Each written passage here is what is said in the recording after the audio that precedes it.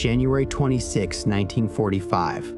I watched a boy become death itself. He was 20 years old, 5'5", weighed maybe 110 pounds, soaking wet, and for 1 hour he held off 250 German soldiers and 6 tanks, alone, on a burning tank that could explode any second. I know because I was there.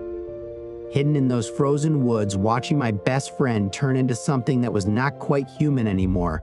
But here is what will really mess with your head. That was not even the scariest thing about Audie Murphy.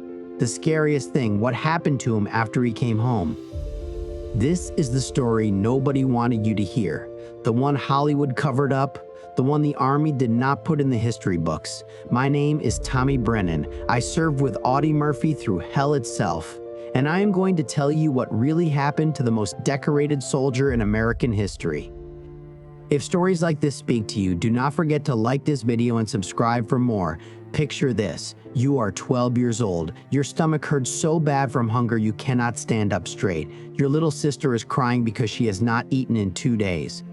And your dad, he just looked at all of you kids, 12 mouths he could not feed, and walked out the door forever.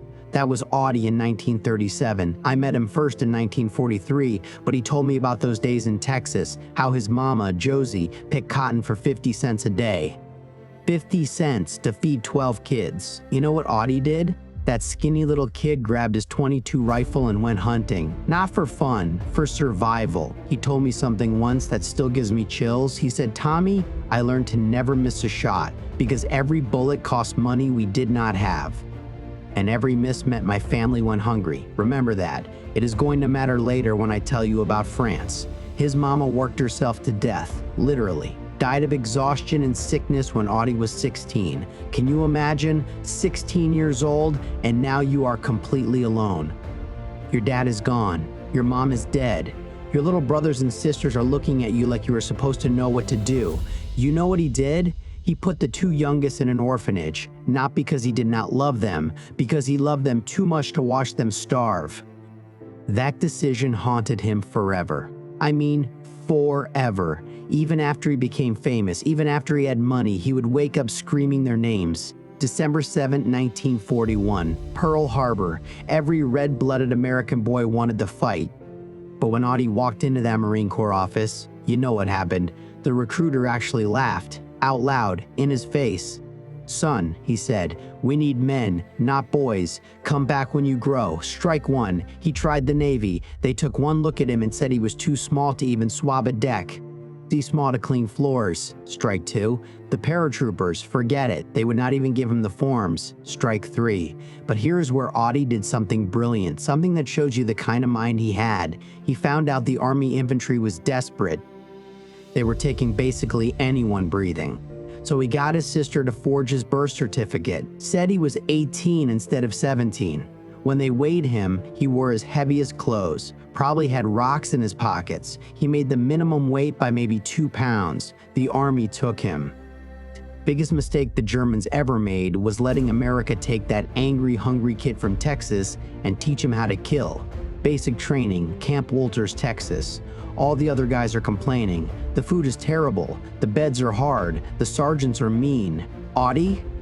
He thought he had died and gone to heaven. 3 meals a day guaranteed. A bed with an actual mattress. Clothes that were not held together with prayers. But here's what made everyone notice him.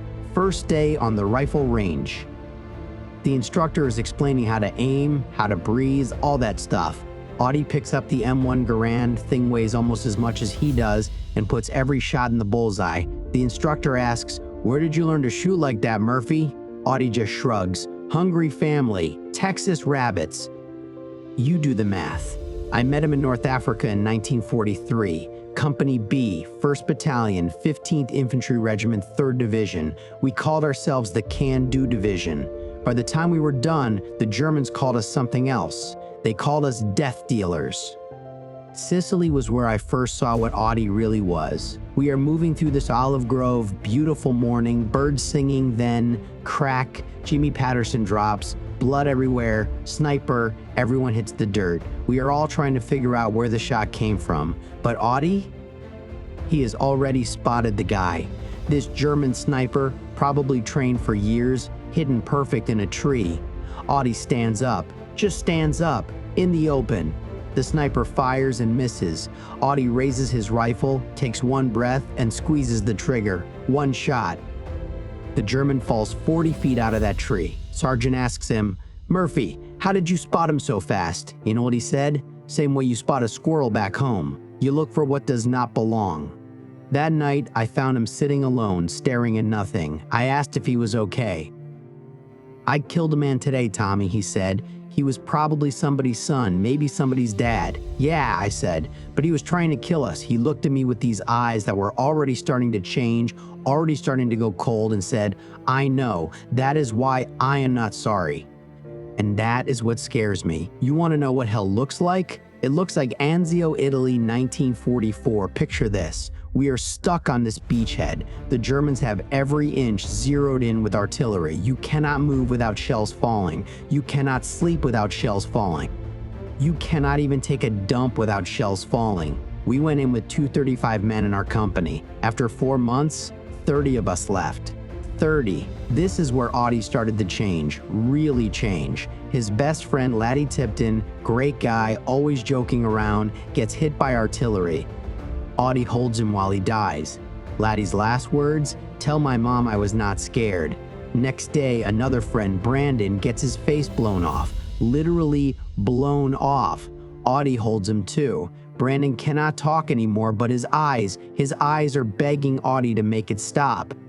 After that, something in Audie just turned off, like a switch. He stopped making friends, stopped learning guys' names, started volunteering for every single dangerous mission. Night patrols, recon, assault teams did not matter. The more dangerous, the more he wanted it. I asked him once, "You trying to get yourself killed?" He said, "No, Tommy, I am trying to kill them before they kill any more of us." And he was good at it, scary good. He had this ability to just disconnect, turn off his emotions, and become this perfect killing machine.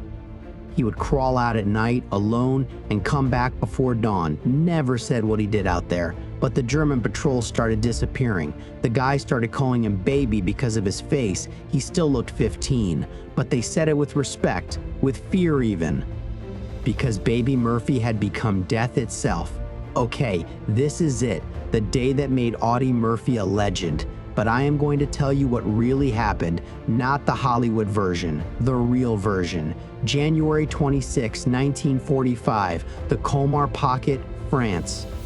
It is so cold your spit freezes before it hits the ground.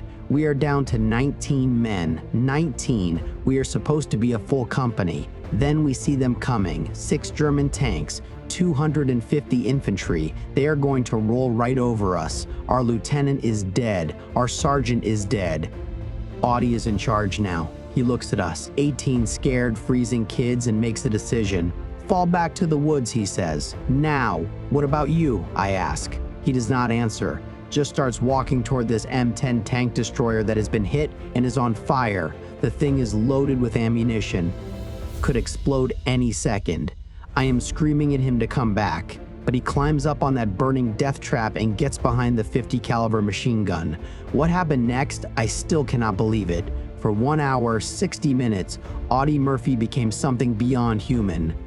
The Germans are so close he can see their faces. He is on the field phone calling in artillery strikes on his own position. "Drop it on me," he is screaming. "Drop it right on me." The tank destroyer is burning underneath him. He gets hit in the leg by shrapnel, does not stop shooting. Germans are falling everywhere, 50 of them, dead.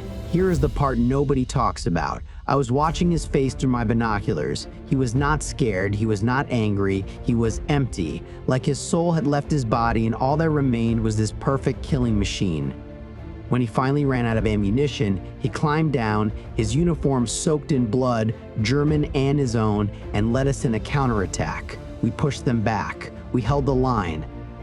Later, when the officers were investigating for his Medal of Honor, they did not believe one man could do this. They asked him why. Why did not he retreat? His answer still haunts me. They were killing my friends. That is it. That simple.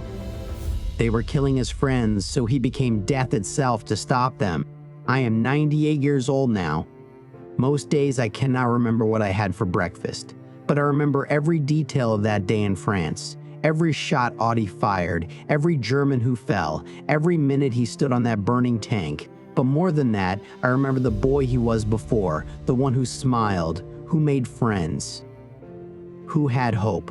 War did not make Audie Murphy a hero. Audie Murphy was always a hero, from the moment he picked up that rifle to feed his siblings, from the moment he put his baby brother and sister in that orphanage because he loved them too much to watch them starve. If stories like this speak to you, do not forget to like this video and subscribe for more.